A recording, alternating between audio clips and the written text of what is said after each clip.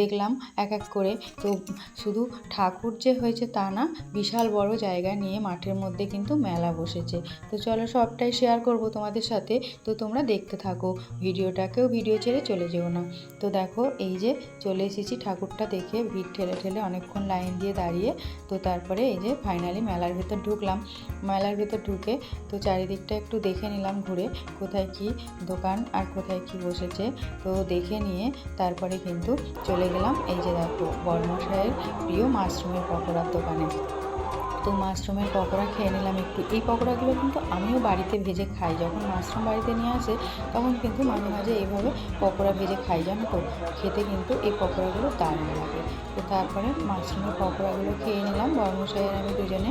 তো ছেলে আমার সাথে আসেনি, আমাদের সাথে ছেলে আবার বন্ধুদের সাথে এসছে মেলা দেখতে। ওরা আজকেও এসছে, ওরা আবার আগের দিনও এসেছিলো জানো তো।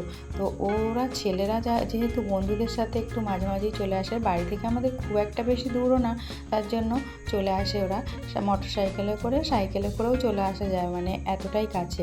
তো তারপরে দেখো চারিদিকে কিন্তু আবার মেলার ভেতরে একটু ঢুকে পড়লাম, ঢুকে আর দোকানগুলো কী কী বসেছে স্টল দেখে নিলাম সব কিছু চারিদিকে। তো অনেক রকম দোকানই বসেছিল, হরেক মালের যে মানে এমনি দোকানগুলো হয় ফিক্সড রেটের আর কি, 10 টাকা 20 টাকার যে ফিক্সড রেট বা 40 টাকা দামের, সেগুলোও বসেছে। আর এমনি দোকানও বসেছে, 100 টাকা দামেরও বসেছে। দেখো ফিক্সড রেটের দোকান, যা কিনবে সবই 100 টাকা।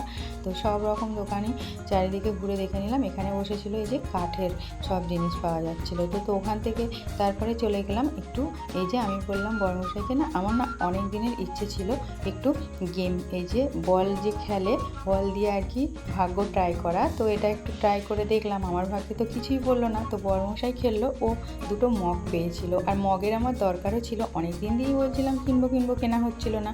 তো মগ দুটো পেয়ে গিয়ে ভালোই হলো উপকার। তো হয়তো 20 টাকা মতো একটু লসও হয়েছিল, যদি এগুলো কিন্তু এতটাই জানো তো কম নাম্বারে কিন্তু বেশি বড় বড় মানে জিনিস দিয়ে রেখেছে, ভালো দামি জিনিস। তো সেগুলো তো কম নাম্বার, তোমার ইচ্ছা হলেই তো ফেলতে পারবে না, কারণ বলগুলো এতটাই হালকা, ওগুলো কিন্তু যাচ্ছে না জানো তো, যেখানে মানে চাইছি সেখানে ফেলা যাচ্ছে না, ও ইচ্ছা মতোই যাচ্ছে। তো তারপরে ওখান থেকে চলে গেলাম, দেখো আবারও ভিড় ঠেলে ঠেলে আবারও একটা ঠাকুর দেখে নিলাম। এগুলো কিন্তু খুব একটা দূর না, পাশাপাশির মধ্যেই হয়েছে সব ঠাকুর, অনেক ঠাকুর হয়েছে। তারপরে বললাম বর্মশাইকে যে একটু জিলিপি কিনবো চলো জিলিপির দোকানে। তো জিলিপির দোকানে এসে দু রকম জিলিপি দেখে আমি গুড়ের জিলিপিটাই নিলাম। গুড়ের জিলিপিটা না একদমই খুব একটা কিন্তু ভালো না খেতে, প্রথমে বুঝতে পারিনি। তো তারপরে বর্মশাই আবার মেলায় যেখানেই যাক না কেন ও কিন্তু একটু ঘুগনি খেতে পছন্দ করে। তো ওই যে ঘুগনি খাচ্ছিল, আমি বললাম আমি খাবো না, তুমি খাও। তো আমাকেও সেই জোর করে করে খাইয়ে দিচ্ছিল একটু। তো সব থেকে লাস্টে এই ঠাকুরটা যখন দেখলাম, এটাই একটু কিন্তু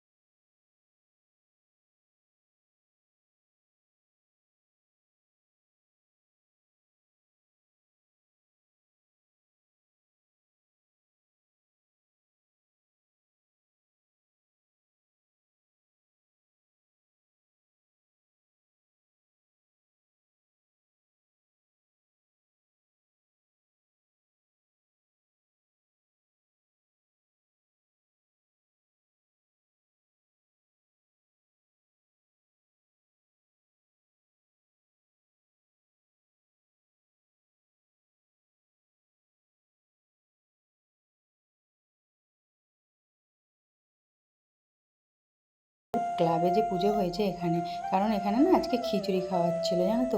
তো ব্লগটা ভালো লাগলে লাইক, সাবস্ক্রাইব, কমেন্ট করতে একদম ভুলো না।